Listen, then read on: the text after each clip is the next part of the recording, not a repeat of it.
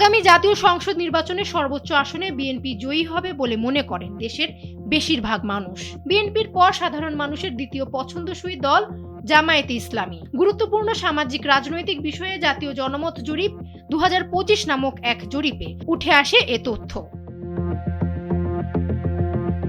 নির্বাচনকে কেন্দ্র করে এই জরিপে একটি প্রশ্ন ছিল, সুষ্ঠু নির্বাচন হলে আগামী জাতীয় সংসদ নির্বাচনে কোন দল সবচেয়ে বেশি সংখ্যক আসনে জয়লাভ করবে বলে মনে করেন।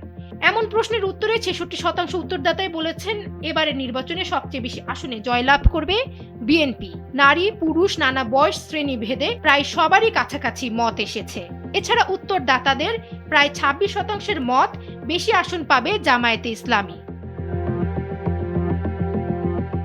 দেশ স্বাধীনের পর 3 বার সরকার গঠন করেছে বিএনপি। 1991 সালে দলটি জামায়াতে ইসলামীর সমর্থন নিয়ে সরকার গঠন করে। 1996 সালে 15 ফেব্রুয়ারি নির্বাচন আওয়ামী লীগ সহ বিরোধীরা বর্জন করে। বিএনপি জয়ী হয়ে সরকার গঠন করলেও তা 1.5 মাস টেকে। সবশেষ 2001 সালে 4 দলীয় জোট হিসেবে ভোটে অংশ নিয়ে নিরঙ্কুশ সংখ্যাগরিষ্ঠতা নিয়ে সরকার গঠন করে বিএনপি। জরিপে সবচেয়ে বেশি আসনের জয় পাওয়ার বিষয়ের প্রশ্নে 7% কিছু বেশি মানুষ আওয়ামী লীগের কথা বলেছেন, যে দলটির কার্যক্রম বর্তমানে নিষিদ্ধ।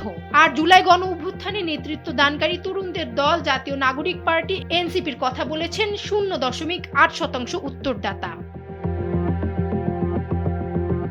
নির্বাচনকে ঘিরে সম্প্রতি দৈনিক প্রথম আলোর উদ্যোগে বেশ কয়েকটি জরিপ প্রকাশিত হয়েছে। জরিপটি করেছে বেসরকারি গবেষণা প্রতিষ্ঠান কিমেকার্স কনসাল্টিং লিমিটেড। গবেষণা প্রতিষ্ঠানটির উদ্যোগের আরেকটি জরিপ বলছে দেশের সাধারণ জনগণ এবার প্রধানমন্ত্রী হিসেবে দেখতে চান বিএনপির ভারপ্রাপ্ত চেয়ারম্যান তারেক রহমানকে।